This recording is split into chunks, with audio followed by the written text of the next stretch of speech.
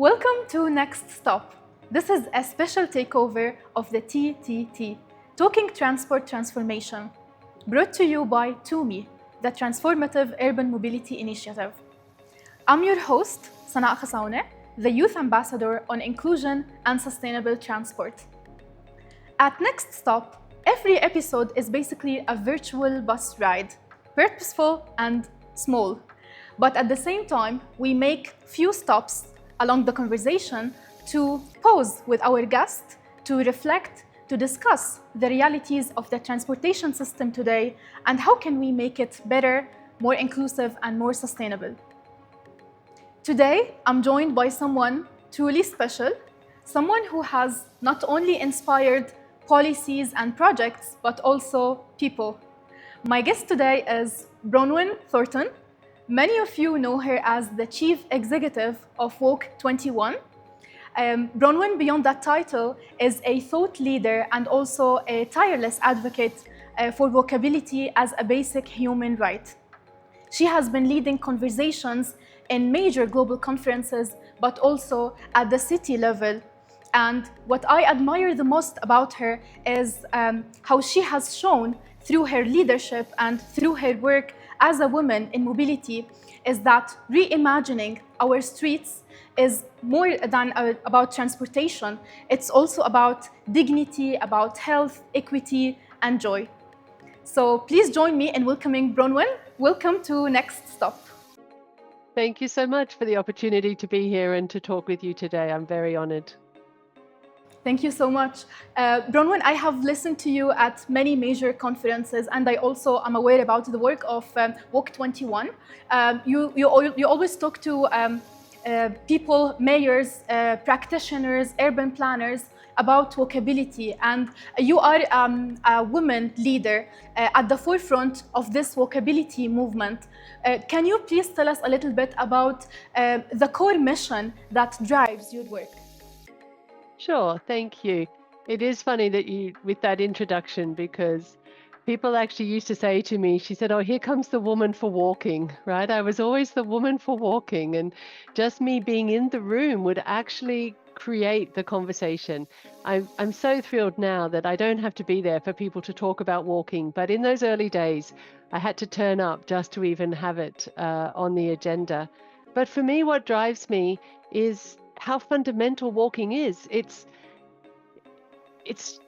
who we are, right? It's who we are as people. It's how we meet as individuals, as community. It's how we interact and rub along against each other in society. And walking is about everybody. I used to work in cycling for a short time, and cycling is a mode of travel. It's a great fun mode of recreation as well.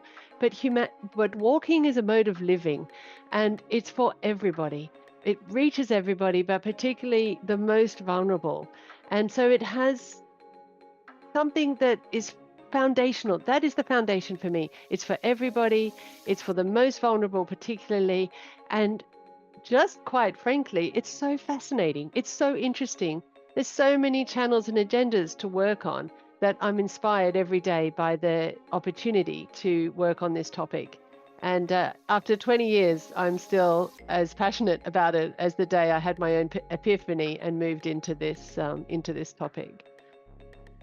I really like how you said that walking is basically for everyone. Usually when people try to talk about promoting active mobility like walking and cycling, we talk about children, we talk about youth and women, but walking is truly for everyone.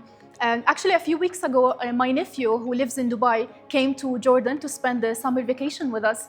And what he truly enjoyed the most is taking short walks with my father. So and I really enjoyed seeing them, like walking around. He was with all the enthusiasm of kids, pointing at birds, trees, and bugs, which is where he should be, where this should be natural to him. But because he lives in a city that is very car-centric, that puts vehicle movement first, he doesn't get the opportunity to be in contact with nature and also people his age and even his family.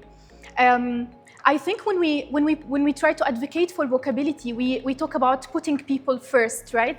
And this means maybe promoting walkable policies that talk about giving less space for cars. So I want to hear from you, what do you think of car-free cities? Is it a radical idea?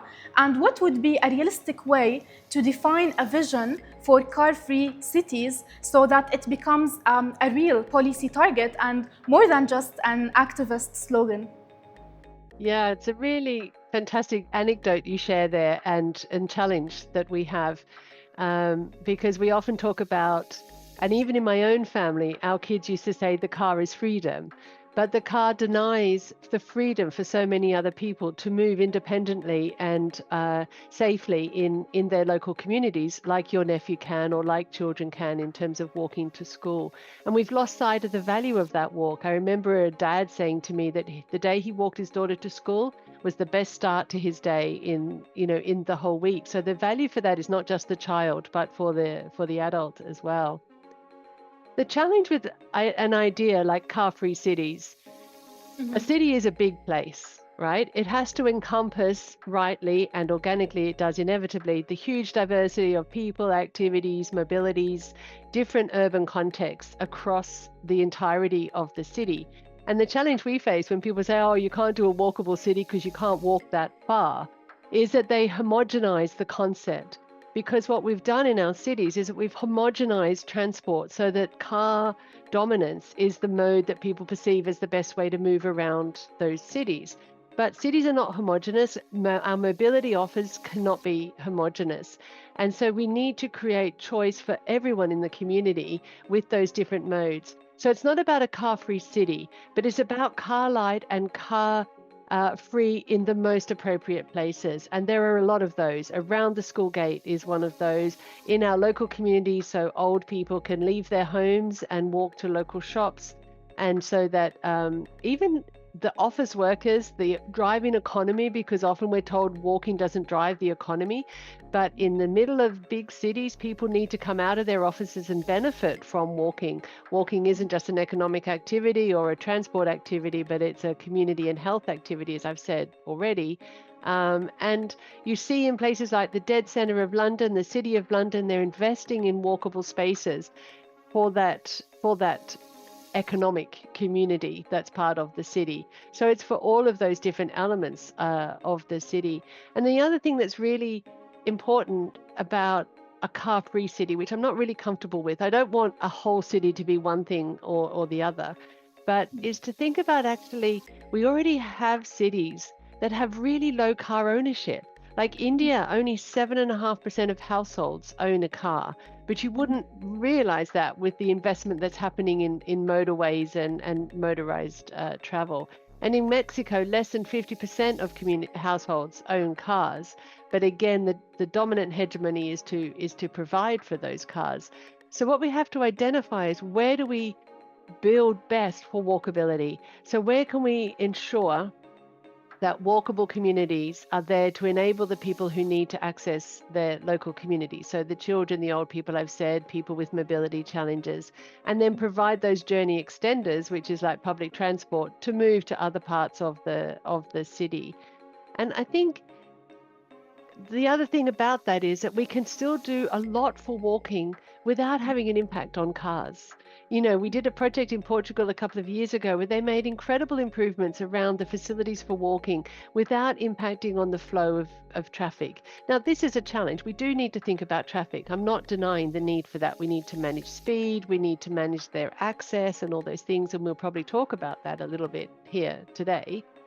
But there is a lot we can do. It's not one or the other. We can find a balance between those things. We just have to recognize the importance of creating that balance in a very organic, heterogeneous cities that we live in and in our local communities. So talking about car-free cities, or as you prefer to call them, car-light cities, is not necessarily about banning cars, but it's about rebalancing the priorities and understanding the mobility needs of the community. And if we look at the mobility patterns of people across different communities and different contexts, we can find that most trips are actually around caregiving. So, for example, if we have a working mother going back home from her office. She needs to pick up her child from the school and maybe run a few errands, buy something for the house to cook dinner before she gets home. So the journey doesn't only have like one objective or one destination, if we may say. So if we want to design car light strategies, what would be the core design principles that we need to prioritize in order to make sure that equity is at the foundation and not an afterthought, in order to address the needs of those different road users, old people, women, children, and young people? Yeah, it's a really good. There's a lot in this question, Sana. It's the complexity, the simplicity of walking, but the complexity of providing for it. So let me pick up on a couple of things. So the way women move in our cities is different from the way men move, and you've highlighted that already in terms of these trip chaining care trips and these multiple aspects to their journeys. And in Ireland, they didn't, a few years ago now, the minister realized that she didn't understand this difference between how men and women move. And she commissioned a report which found that women are motorizing faster than men in Ireland. They are wanting to have private cars and using those cars much faster than men, because very often our public transport systems are built on a commute concept, an A to B journey, not an A, B, C, D, E, F journey that is a female journey. And so women were not able to do those care trips without private motorized travel. So they were getting into their cars to fulfill all those different demands on their journey. And then once you understand that that's what they're doing, then you have a different perspective on what the policy choices you can make to support women's movement and to address that imbalance. And if I could share another perspective on this sort of equity lens, and it's a study I read a couple of years ago. It was done by the World Bank, looking at the morning commute of men and women in Buenos Aires. And what they found was that men and women are both spending 45 minutes traveling to work. Mm-hmm. Well, that's equality. There we go. They're both spending the same amount of time traveling to work. But if you have those only a single KPI, then you are not getting to the actual grist of it, which is men are spending 45 minutes in a car very often, or in a vehicle, traveling on one leg of a journey from A to B into the office. And so they're going a long way to their working place. Whereas women are spending that 45 minutes doing exactly what we've been talking about, which is dropping the children off, picking up some shopping, checking on an elderly relative before arriving at her workplace. So her 45 minutes is in a much smaller context. His 45 minutes is a much longer journey. And if you don't understand this, then the traditional version of improving equity for those women is to give them access to the opportunities that exist within a 45-minute drive, rather than bringing those opportunities closer to home, so that they don't have to use that same mode that the men do to access their work and all of their other responsibilities in the community. So that's where this conversation around women and equity has really lifted the lid on the choices that we make for our transport systems, which have historically been focused on the commute journey, on A to B travel, early in the mornings around peak hours, and not with this complexity of the multiplicity of what women have to do for their local journeys. And which is why walking is so helpful, because it's so much easier to drop off and to do these different things than in a car, or even cycling. I mean, I find moving on a bicycle much more flexible than in a car. So we have to peel back the data to see what it really says, and then understand how we can answer that, because women don't want to triple their commute time to fulfill all of those responsibilities. Mm-hmm. I really find this angle that you brought interesting, because usually when we talk to experts on transportation, I think the buzzword is around 15-minute cities. And I was preparing for this episode, I found that it's a lightning rod for many conspiracy theories that 15-minute cities actually limit people's mobility and limits their accessibility to where they live. And it doesn't necessarily have to be everything has to be very close to home. People enjoy actually walking, cycling, or even taking public transportation for longer distances because it gives them a sense of connection to the place, to the city where they were born, to the city where they live in, and also gives them a sense of adventure to explore new places that are not certainly close to home. And this is part of the everyday life that we want to experience. So what is your view on 15-minute cities? Do you think they are the answer? And are they truly pragmatic? And is there a way to measure that if they truly work? Like neighborhood cities within that offer 15 minutes mobility for people, how do we know if it's truly livable or not? Yeah, thank you for that. It's interesting because 15-minute cities has become very public right now. It's a label that's very highly, as you said, it's become a bit controversial. And in Scandinavia now, they're even designing 5-minute cities. For me, these are all just different political labels. So what we are talking about is walkable spaces. And also for us, a walkable city isn't just about within your local neighborhood, but it's also about the access to public transport to take you on those longer journeys.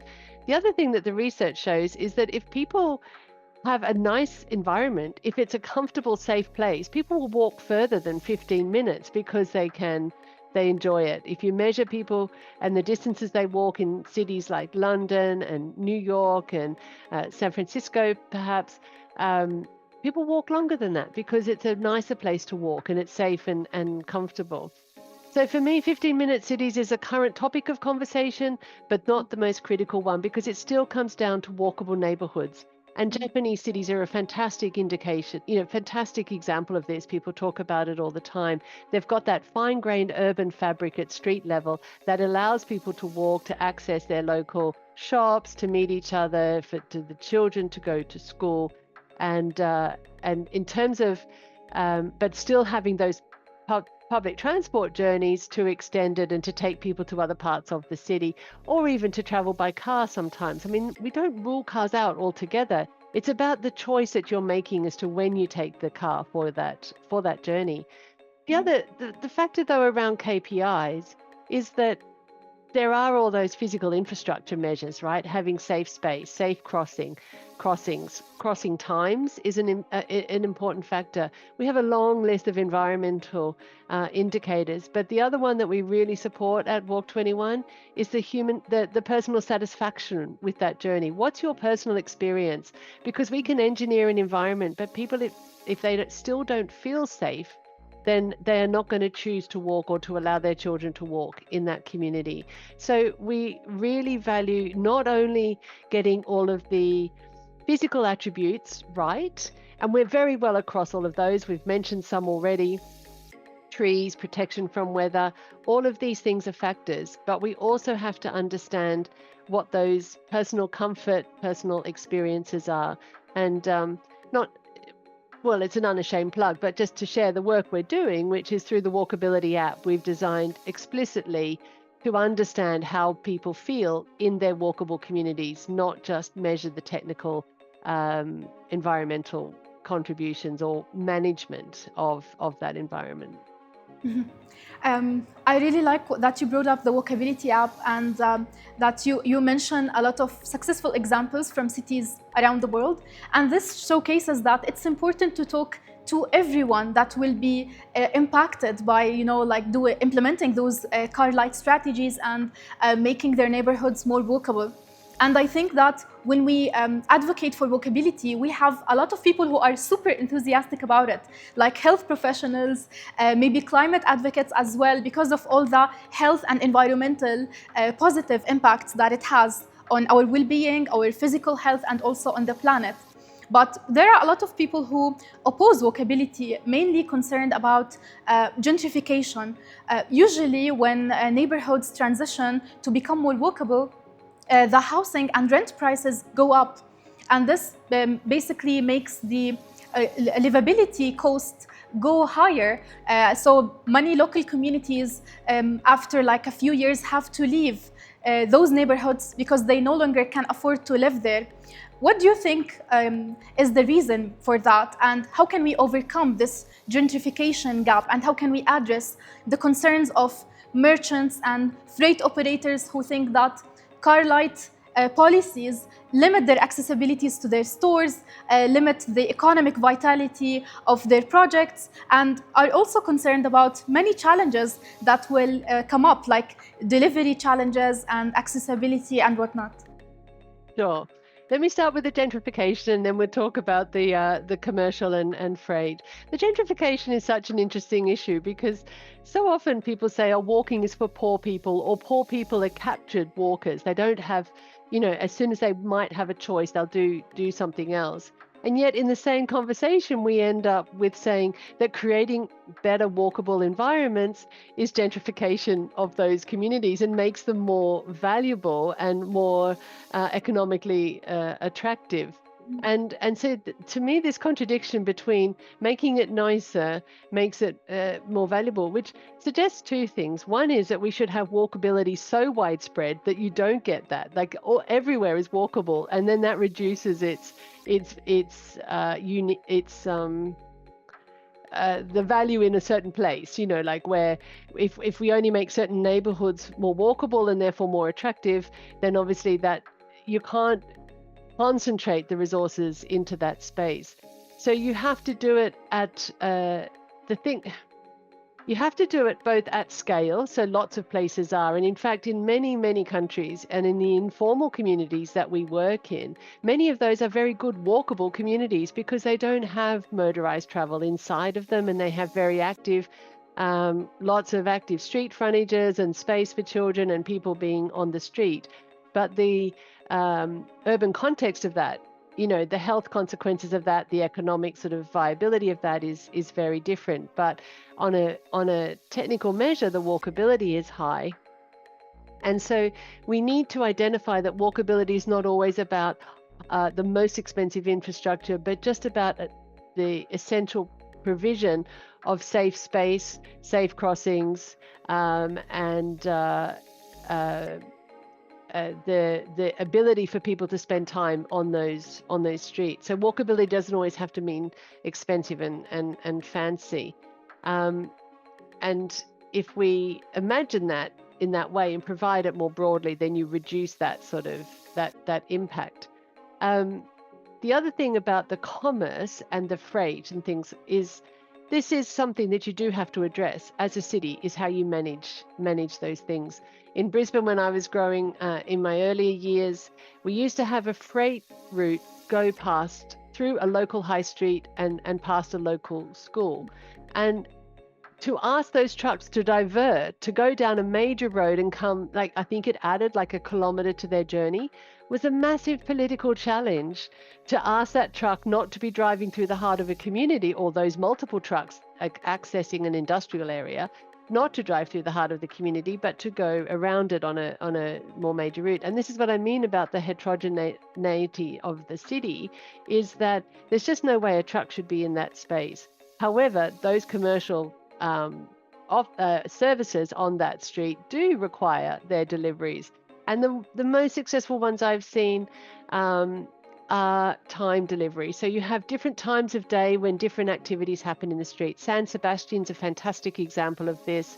It's a huge walkable center of the city, all of it commercial retail centers, and they have deliveries in small vans up until 11 o'clock in the morning, and then the people come in after that as the numbers shift. And so that balance changes in the street based on the needs of the different access points.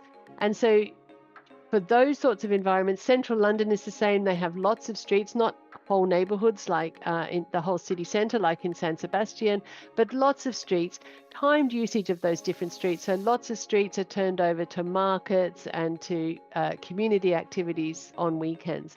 So one street doesn't have to do everything for everybody all the time. The usage and the way that we manage those streets should be very flexible and very available. Where we allow the vehicles, like my example in Brisbane, These are dangerous vehicles to have in community spaces. And when those streets go through commercial centres, high streets, and past schools, these are community spaces. These are not freight routes. These are community spaces, and those sorts of scale of trucks, they're too dangerous for those spaces. So they should just be ruled out, and not, that to me is a no, it's a no-brainer. So then you do, but I just want to address one last thing on this, because people say, well, then you displace the freight or those big trucks. And this is where the gentrification comes back as I'm looping around. You're displacing them onto a road, and that downgrades that neighborhood while you're prioritizing this neighborhood over here. And then that comes back to those citywide management practices around lowering speeds, managing access, things that we haven't been brave enough to do enough of historically, but we must start grappling with more and more. Is a lot of what we need to do to address these issues is actually how we manage the spaces that we make available, not how we rebuild them or repave them, but just how we manage that. And we have to sort of address that sort of default murderized access to everything or everywhere. And we see that in lots of different places. It's happening all the time, but we need to do more and more of it on the things that matter, like speed, like scale of vehicles, like the scale of roads. Even just the width of a road can impact on how fast a vehicle travels, or how much right it has in the space, sense it has in the space, as opposed to how much right people feel that they have to occupy that space. So basically, there are solutions, and there are many ways where we can balance between economic vitality for the community and also the walkability needs. And I like what you said, that one street doesn't have to do everything at once. And actually, each street has different uses around the year. For example, some streets are busier around holiday seasons with commercial activities and festivals, and also around the summertime, but maybe the rest of the year it could be changed to be more walkable, to respond to the needs of people who live on that street. This also brings me to my next question, that cities do not change only by design. There is a lot of political pushing, and there is a lot of economic layers that are linked to shaping our cities. Who do you think has the most political leverage to push for car-free cities or car-light cities, especially that now we are approaching the new decade on sustainable transport? Do you think climate advocates will have a stronger political agenda to push for walkability and for cycling? And are there any blind spots that we are missing in our current advocacy for walking from the environmental angle mainly? Okay, your questions are always so enormous, and I'm trying to answer them in a very succinct way to capture the essence of a response. You're absolutely right. I mean, the lobbying, the need for recognition. I feel at the moment, I mean, we're just this year celebrating 25 years of Walk 21. We're having our 25th conference, and feeling very much that even the fact that we have continued and sustained, for this long, and finding those allies and those partnerships that allows for that. And building up those different relationships across the different conversations. So for a long time, health was running the walking agenda and bringing the conversation to the table. And then we see that very often when women become mothers for the first time, they discover how awful the environment is for children or for themselves as pregnant women and women with prams. And then they become very good advocates for better streets and better air quality, especially around schools and for their children. Or road safety has historically, again, been a little bit too car-centric, but the conversation around walking in the road safety agenda has evolved around the safe systems approach and building environments that make things safer for people. So and now the climate conversation and the environmentalists that you mentioned. So in terms of where that voice comes from or how we can leverage that for political impact is always really challenging. But what I always come back to, and I'll talk more about the climate topic in a minute, is that you have to find what are the political levers of the people who have the power at the moment, because walking is part of so many solutions, and the capacity for walking to address the policy challenges that they're facing is so great that you just have to find if they're really running on an equity agenda or a road safety agenda, then we can find ways that walking can contribute to that conversation. And we have to be flexible, like walking is, to communicate that. And over the last few years, we've been really building the case for walking around the economic vitality for local communities. If your local or your government is coming in and wanting to revitalize local communities, then enabling people to walk there is obviously a really great way for them to invest in that local space. And so, with the climate agenda, again, national governments are looking for quick and easy solutions, because we all know that electric vehicles are not going to solve all of our problems. I mean, we must never underestimate how powerful the car lobby is to sustain both its sales and its occupation of our public space. And we have to keep plugging away at the different alternatives. And the latest version of that with the cars is the idea that EVs will solve everything. And we know that it won't. Every piece of research says that we have to do a multi-pronged approach. And part of that is enabling people to walk and cycle and use public transport, as the sustainable transport decade is going to promote. But we still have to fight to put walking into that conversation.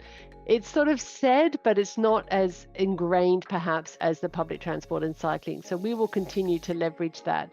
And one of the challenges that we have as to why that's hard is because we don't generate emissions that need to be reduced.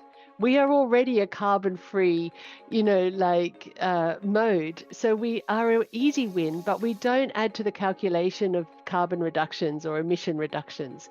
We can do that in packages between walking and public transport, because then you have the carbon emissions come from the public transport, and the walking supports the ridership and the mode shift that's needed to access that public transport.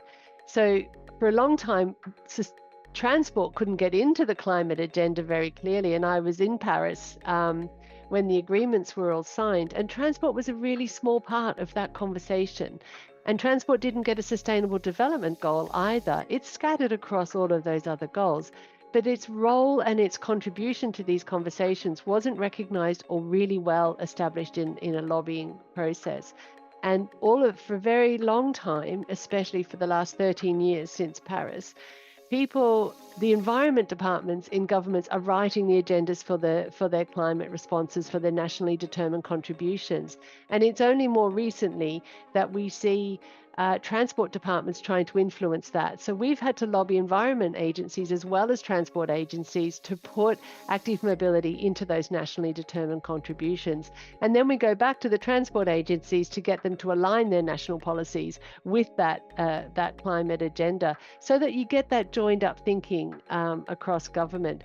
And what we're hoping now, with the UN Decade of Sustainable Transport starting next year, is that we finally put the recognition of the importance of sustainable transport, the whole ecosystem, not just sustainable fuels, which is what electric vehicles are. Electric vehicles are sustainable fuel or energy systems, but sustainable transport systems is that whole ecosystem of walking, cycling, and public transport.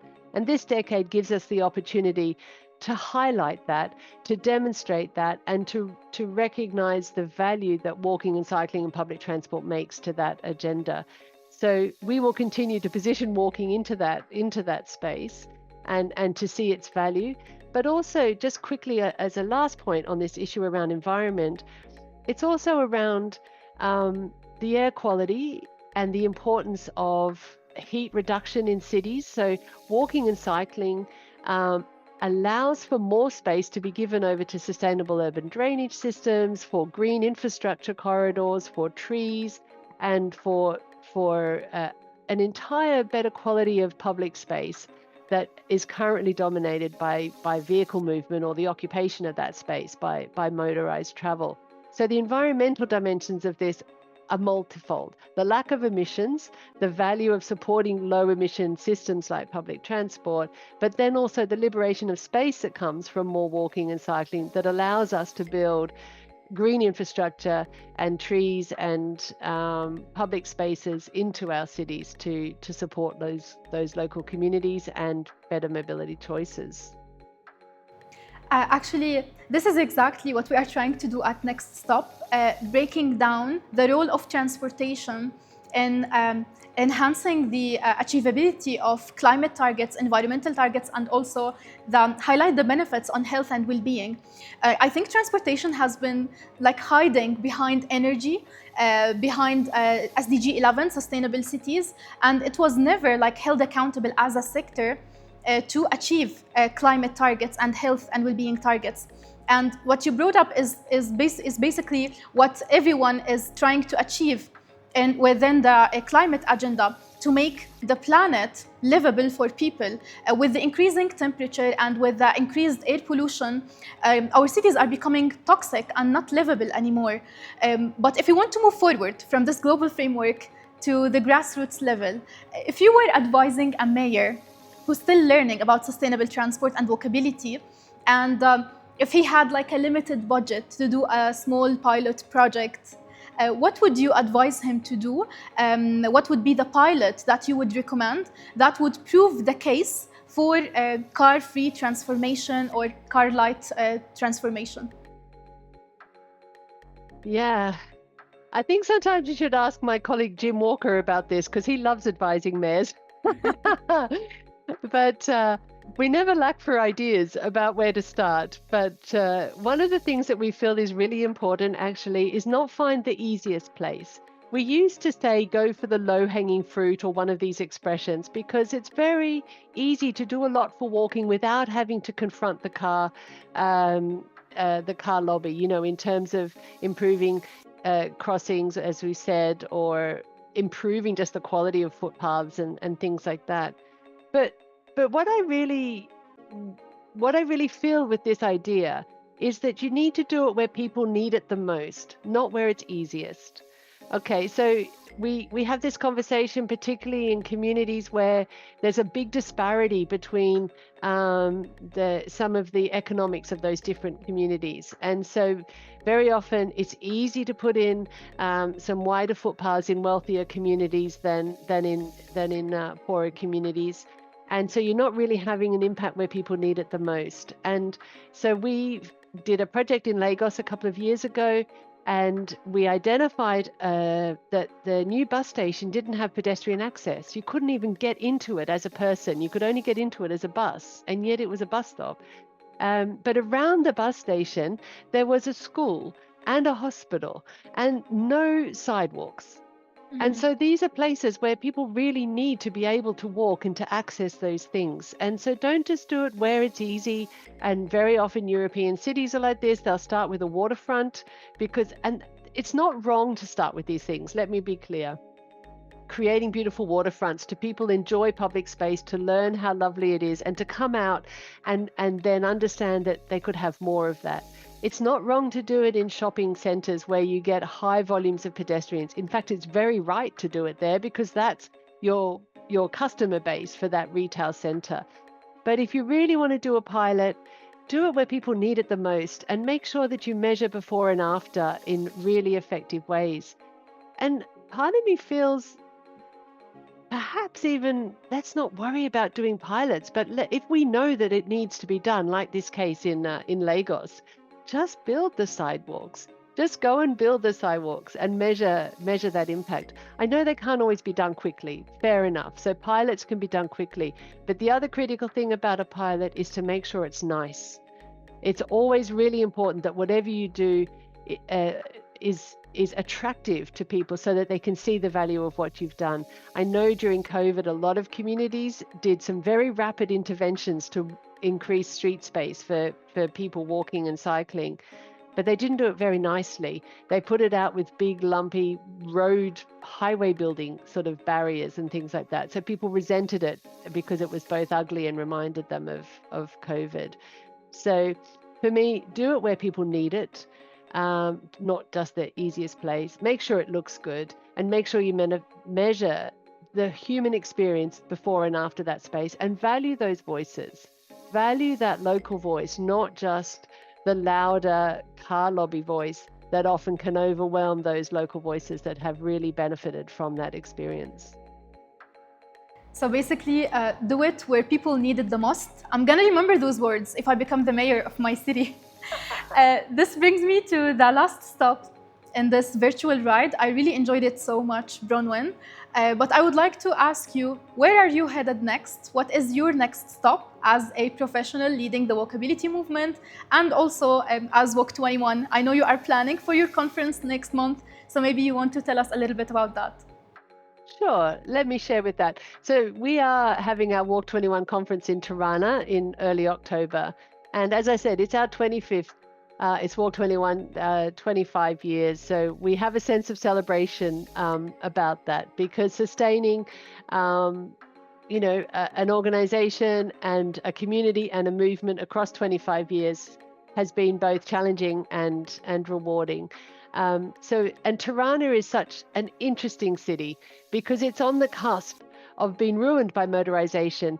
Absolutely, they have the right to have cars, but how they choose to introduce them into the city and in all the things we've been talking about, and they're wrestling with school streets, they're wrestling with creating spaces for children and making those environments, and also maintaining access for people from a low car ownership households.